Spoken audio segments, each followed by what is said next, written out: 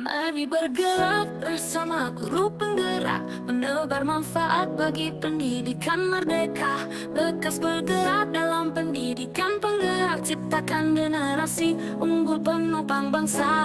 Assalamualaikum warahmatullahi wabarakatuh. Perkenalkan, nama saya Hendra Dharma Putra. Saya merupakan calon guru penggerak angkatan 10 Kabupaten Solok. Saya juga merupakan guru kelas 5 di SDN 1 Tarung-Tarung, Kecamatan 90 Generasi Kabupaten Solok. Pada hari ini saya tidak sendiri, saya ditemani oleh rekan saya, Ibu Febri Yunita. Beliau merupakan guru dari kelas 4. Selamat pagi, Bu. Selamat pagi, Pak. Sebelumnya saya mohon maaf ya, Bu, mengganggu waktunya sebentar. Boleh ya, Bu ya? Iya, boleh. Sesuai dengan apa yang sudah kita rencanakan kemarin, bahwa hari ini saya akan melakukan kegiatan observasi di kelas Ibu. Namun sebelumnya saya akan melakukan kegiatan pra-observasi, Bu. Sedikit berbincang-bincang mungkin 5-10 menit ke depan. Yang pertama yang ingin saya tanyakan dari Ibu, apa nih tujuan pembelajaran yang diharapkan nanti ketika observasi? Untuk tujuan pembelajaran yang nanti diharapkan intinya kita menggunakan metode Injili. Tujuannya agar peserta didik itu dapat mengidentifikasi bagian daun dan jenis daun berdasarkan jenis. Jadi nanti Ibu menggunakan salah satu metode, yaitu metode Injili ya, Bu ya? Iya. Kemudian yang menjadi area pengembangan yang nantinya ingin dicapai saat kegiatan observasi kira-kira apa nih? Area pengembangannya itu kompetensi profesional. Ini terkait dengan penguasaan pada materi. Kemudian ada kompetensi pedagogik. Ini terkait tentang merancang dan melaksanakan pengajaran. Oke, berarti di sini ada dua titik pengembangan yang ingin Ibu gali. Pertama kompetensi profesional, kemudian ada kompetensi pedagogik juga. Nah, namun untuk mencapai area pengembangan itu tentu punya strategi ya, Bu ya. Kira-kira apa strategi yang ingin Ibu persiapkan atau yang sudah Ibu persiapkan kemarin, Bu? Nah, strategi yang disiapkan yang pertama itu modul ajar. Modul ajar, yang kedua merancang metode dan media yang inovatif dan bervariasi. Ketiga, menerapkan pembelajaran yang berdifferensiasi, dan terakhir mempersiapkan kondisi kelas yang bagus. Berarti ada 4 strategi ya, Bu ya. Iya. Ada modul ajarnya juga, kemudian metode dan media. Di sini menarik nih, ada penerapan pembelajaran berdifferensiasi juga ya, Bu. Iya. Oke, baik. Nah, selanjutnya, Bu, yang ingin saya tanyakan adalah ini terkait aktivitas pengembangannya, Bu. Apa saja bentuk aktivitas pengembangannya nanti yang akan Ibu lakukan saat observasi? Nanti ada tiga tipe. Nah, yang pertama menggunakan pembelajaran, kemudian yang kedua menggunakan metode dan media, dan yang terakhir itu refleksi pembelajaran. Jadi ada 3 aktivitas pengembangannya, Ibu ya. Iya. Dari ketiganya itu apa tujuannya ingin dicapai? Tujuannya nanti yang pertama menyampaikan tujuan pembelajaran itu tujuannya agar mereka mendapatkan gambaran kompetensi yang harus dicapai.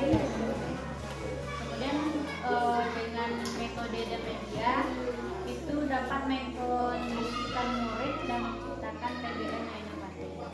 Untuk refleksinya, agar guru dan murid itu menyadari kelebihan dan kekurangan setelah belajar. Nah, dari tujuan tadi tentu ada standar keberhasilannya. Dari mana dia bisa mengukur keberhasilan dari 3 poin telah disebutkan? Untuk yang tujuan pembelajaran itu ukurannya nilai formatif murid. Belum formatif dulu ya. Iya. Kemudian metode dan media itu suasana kelas yang aman, kemudian murid semangat dan fokus saat belajar. Untuk refleksinya, murid mengetahui apa yang menjadi kelebihan dan kekurangan setelah belajar. Nah, jadi sudah terkumpul juga 3 standar keberhasilan dari aktivitas pengembangan tadi. Nah, tentu tidak begitu saja mudah untuk dicapai suatu keberhasilan dari tujuan yang sudah direncanakan di awal. Tentu ada pendukungnya supaya memang tujuan tadi bisa dicapai dengan baik dan terencana.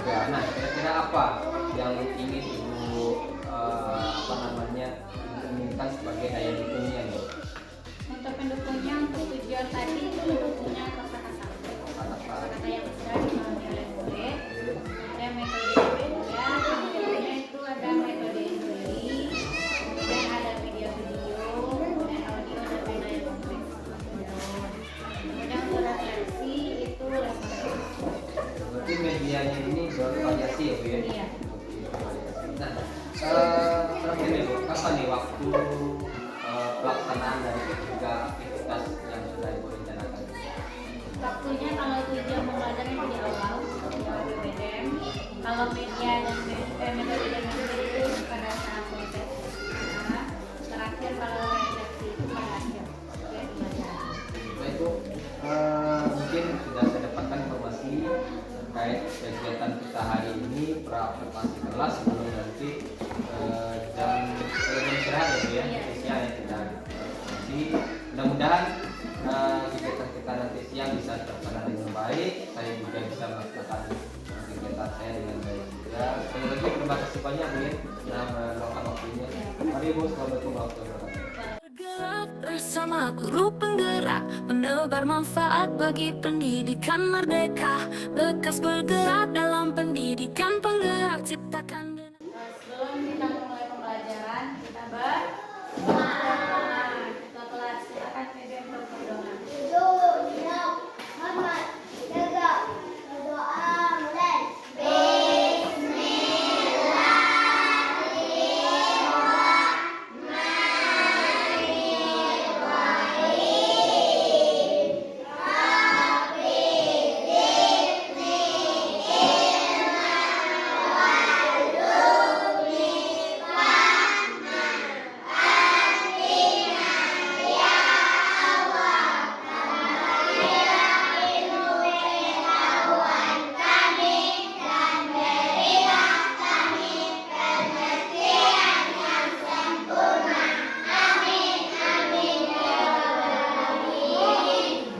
Dan siapa yang tidak hadir?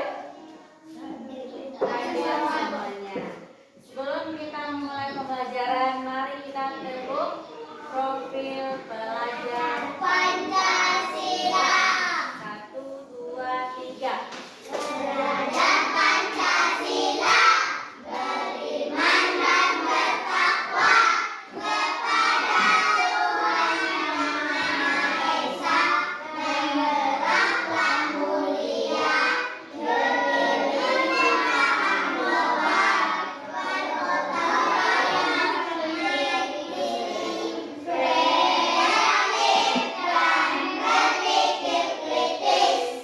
Nah, untuk hari ini tujuan pembelajaran kita yaitunya mengidentifikasi jenis-jenis daun dan nanti diharapkan kamu itu bisa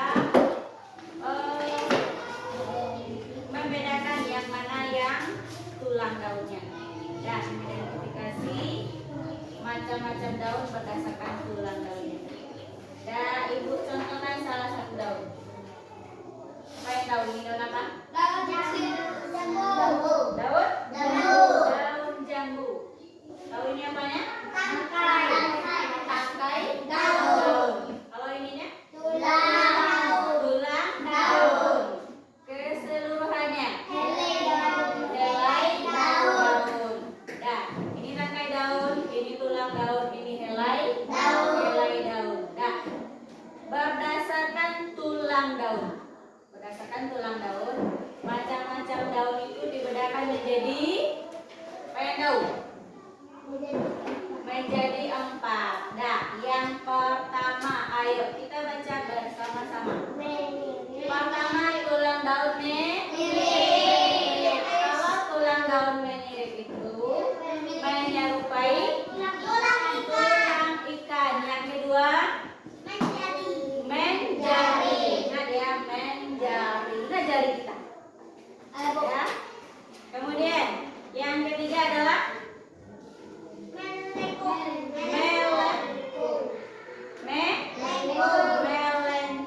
Ini memiliki seperti garis yang melengkung. Terakhir adalah sejajar. Kalau sejajar itu seperti apa? Garis lurus. Nah, kalau yang daun jambu tadi menirip. Sejajar. Dah, nanti di kelompoknya masing-masing. Dan ditanyakan mengenai macam-macam daun berdasarkan tulang daunnya. Ada atau tidak? Tidak. Kalau tidak, silakan duduk berkelompok.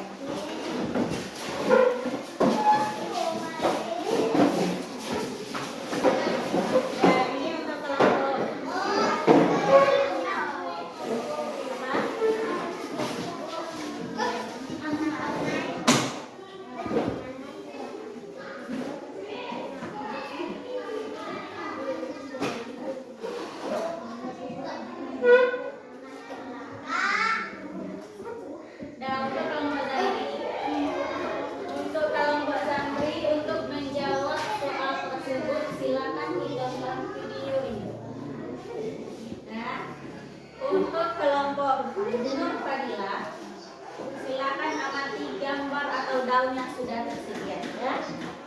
Untuk kelompok Uri, Ibu kasih 1 buah rekaman. Silakan disimak dengan baik-baik.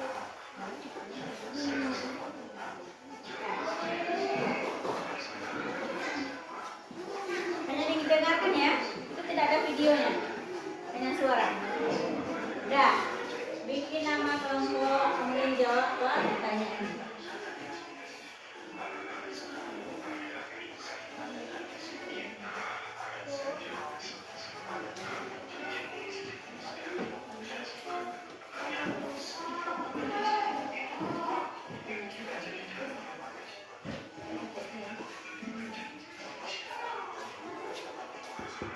Ini ya.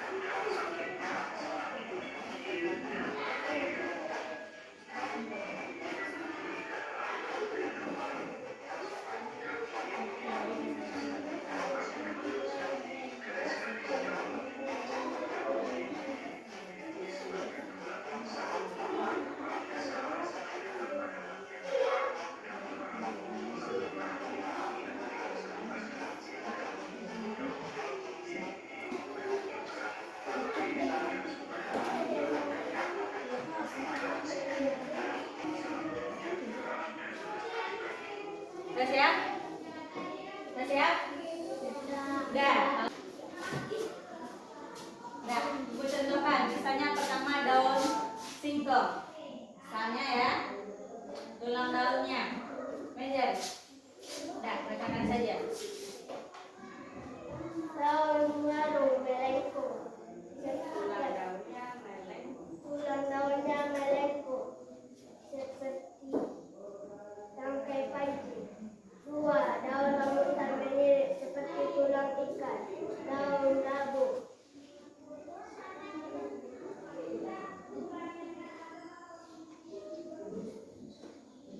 Daun labu. Jari seperti jari tangan.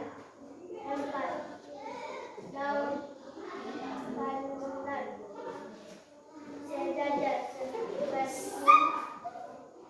garis sejajar. Seperti garis lurus. Dah, tepuk tangan dulu untuk Zamri. Nah, bagus ya. Yang pertama tadi ada daun waru. Itu tulang daunnya seperti apa? Melengkung. Kemudian ada rambutan. Tulang daunnya rambutan. Menyirip. Kalau labu menjari. Terakhir sejajar. Daun pandan. Kalau ini daun apa? Daun tebu. Tulang daunnya sejajar. Kalau ini daun daun sirih-sirih. Tulang daunnya melengkung. Ini daun jambu. Tulang daunnya seperti tulang ikan. Menyirip. Terakhir daun menjari. Daun ubi. Ada yang ditanyakan? Tidak. Kalau tidak, kembali lagi ke tempat duduk masing-masing.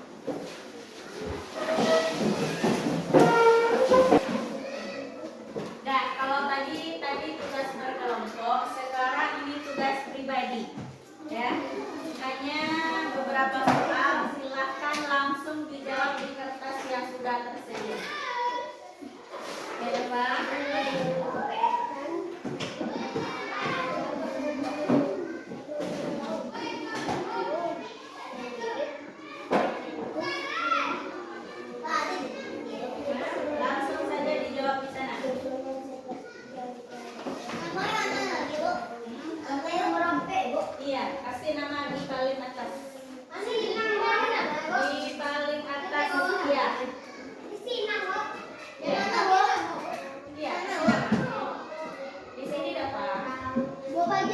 Dia. Di atas. Siapa namanya? Nama kita masing-masing ya. Udah siap? Ayo, siapa lagi yang sudah siap namanya? Kasih namanya dulu. Kasih nama di sini. Nah, perlu apa?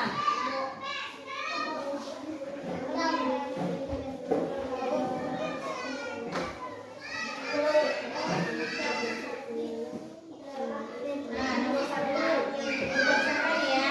Daun pepaya memiliki bentuk tulang daun, mirip melengkung menjadi sejajar. Nah, nomor 2.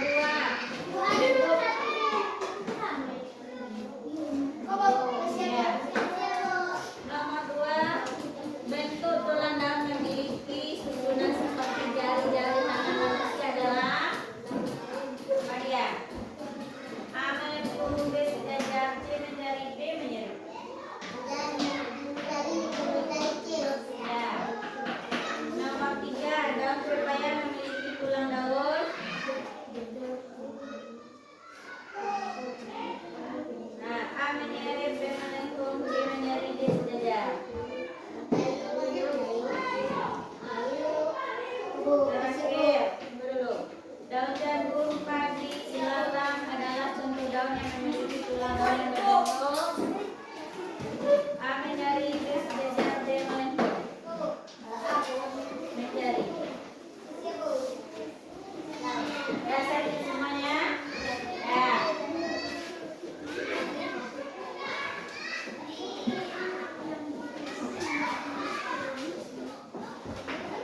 Nah, kita periksa. Kira-kira kalian betul berapa? Pertama, daun pepaya memiliki bentuk tulang daun. Menjari.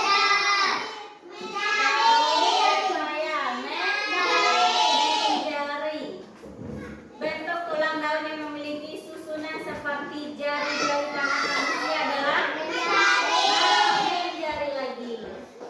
Ingat jawabannya? Daun pepaya memiliki tulang daun. Daun jagung, daun padi, ilalang adalah contoh daun yang memiliki tulang daun yang sejajar. Siapa yang betul semuanya? Bagus.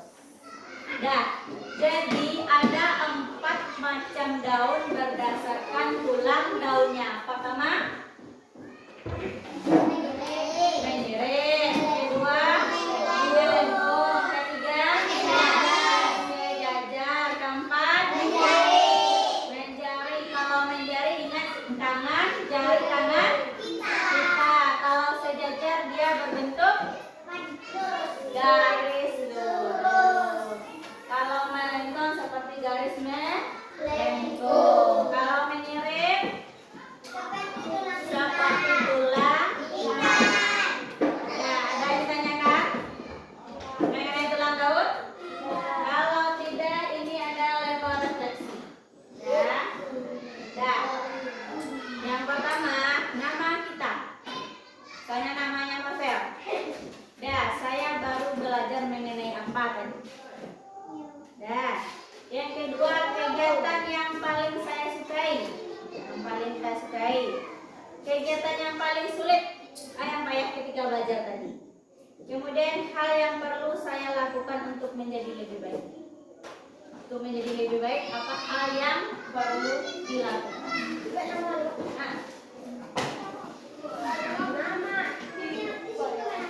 Iya, di nama. Nama panjang. Nama panjang saja.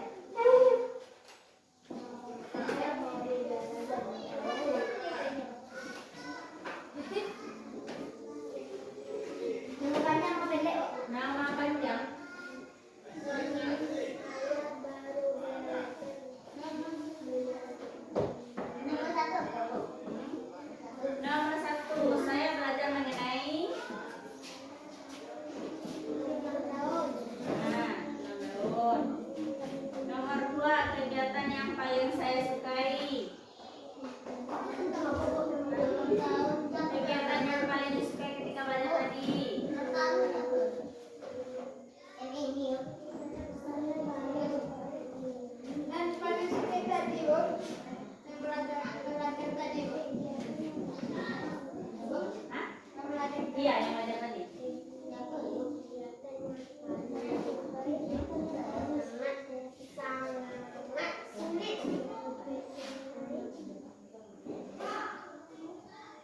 Siap? Belum. Nah, kegiatannya. Udah.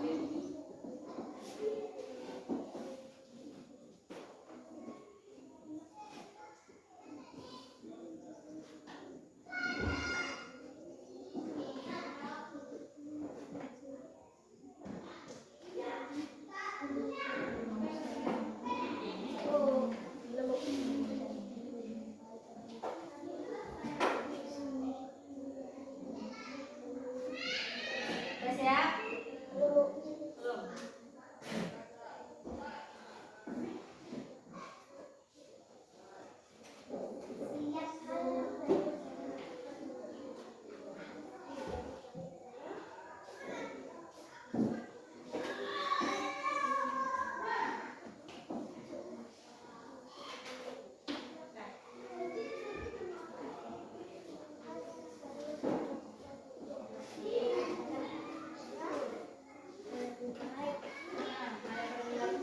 Lebih baik.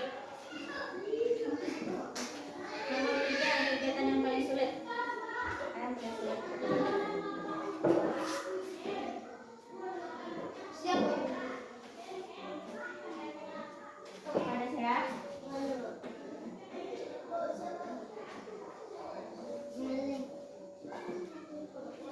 Siap, Bu.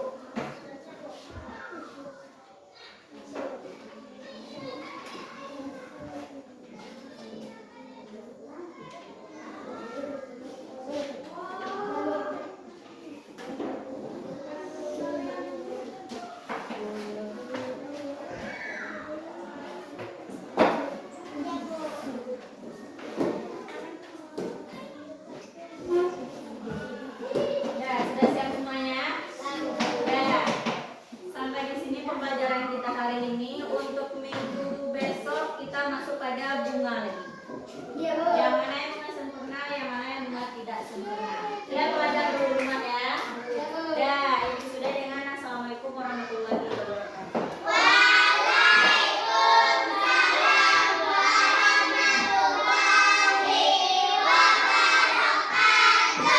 Bergerak bersama guru penggerak, menebar manfaat bagi pendidikan merdeka. Bekas bergerak dalam pendidikan penggerak ciptakan. Assalamualaikum warahmatullahi wabarakatuh, Ibu Ien. Waalaikumsalam warahmatullahi wabarakatuh. Baik, sebelumnya saya mohon maaf karena mengganggu waktunya sebentar. Iya. Yang pertama yang ingin saya sampaikan, ucapan terima kasih kepada Ibu Ien selaku rekan sejawat saya dalam hal ini menuntaskan tugas saya di program guru penggerak, yaitu terkait kegiatan supervisi akademik. Kemudian ucapan terima kasih juga kepada Ibu Eza selaku pengajar praktek yang dalam hal ini bersedia untuk sebagai pengamat dalam kegiatan pasca observasi. Baik Ibu Yen, yang mana dalam kegiatan supervisi itu ada 3 tahapan kemarin yang sudah kita laksanakan, baru 2 ya, pra observasi dan observasi. Nah, mungkin karena sesuai dengan jadwal yang sudah ditentukan, sehingga jadwal pasca observasinya diundur kurang lebih beberapa minggu setelah kegiatan observasi berlangsung. Baik Ibu Yen, kegiatan pasca observasi ini mungkin kita hanya sharing beberapa hal terkait observasi yang sudah kita laksanakan pada beberapa minggu yang lalu. Yang pertama yang ingin saya tanyakan kepada Ibu Yen terkait dengan refleksi Ibu Yen selama kegiatan observasi kemarin, yang mana dalam hal ini mungkin kita menggunakan refleksi jenis 4P, yang mana di sana akan tertera peristiwa, kemudian perasaan, kemudian pembelajaran, dan bagaimana perubahan ke depannya. Nah, yang pertama mungkin yang ingin saya gali dulu terkait peristiwa, apa saja peristiwa yang sudah Ibu Yen alami selama kegiatan observasi kemarin? Silakan. Baik, pada observasi ya, peristiwa yang sudah dialami itu pada pembelajaran. Pada pembelajaran tersebut kita menggunakan metode inquiry. Kemudian anak ini dibagi 3 kelompok. Ada anak yang audi, ada anak yang visual, kemudian ada anak yang kinestetik. Pada 3 kelompok ini diberikan media yang berbeda antara ketiganya sesuai dengan jenis kelompoknya. Dan juga setelah kelompok ini menemukan jawabannya, kemudian mereka menguraikannya di depan kelas. Itu peristiwanya. Oke, baik Ibu Yen, itu terkait dengan peristiwa yang dialami selama proses pembelajaran berlangsung. Iya. Kemudian yang kedua Ibu Yen, bagaimana perasaan Ibu Yen mungkin ketika pembelajaran kemarin itu dihadiri oleh observer di dalam kelas. Dalam hal ini mungkin saya sebagai observernya. Iya. Gitu loh. Mungkin perasaannya itu berbeda. Kalau pada sebelumnya atau pada hari biasa kita cuma ada guru, kemudian ada murid, cuma 2. Yang murid 11, ada guru 1, berarti 12. Jadi pada observasi ada 1 lagi, jadi 13. Dan perasaannya berbeda. Jadi ada perasaan yang mungkin ada sedikit grogi. Kalau biasanya kita leluasa, mungkin ada sedikit ketegangan pada diri. Itu. Baik, yang ketiga Ibu Yen, apa pembelajaran yang Ibu Yen dapatkan di saat kegiatan observasi kemarin? Pembelajarannya pada sebelumnya saya belum menerapkan metode yang berdifferensiasi ini.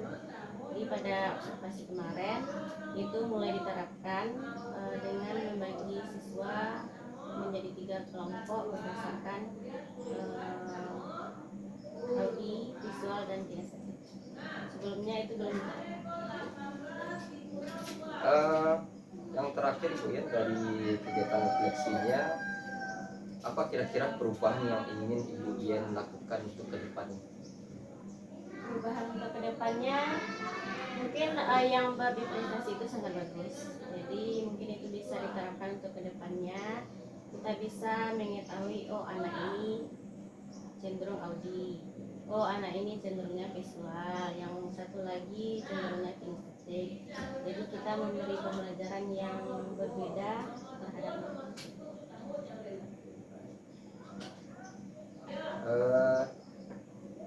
Dari kegiatan refleksi yang telah Ibu Yen paparkan tadi, mungkin kita bisa menarik kesimpulannya bahwasanya kegiatan observasi kemarin itu mungkin banyak manfaat bagi Ibu Yen juga, bagi saya pribadi juga ada, ya bagi siswa juga ada.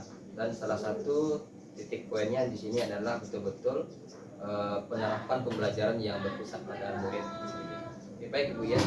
Kemudian yang ingin saya tanyakan lagi, setelah kegiatan ini apa rencana tindak lanjutnya?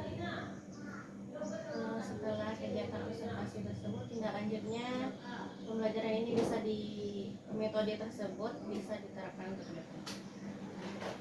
Tidak hanya pada materi IPAS, bisa pada materi yang lain, misalnya pada pembelajaran matematika. Itu sangat bagus.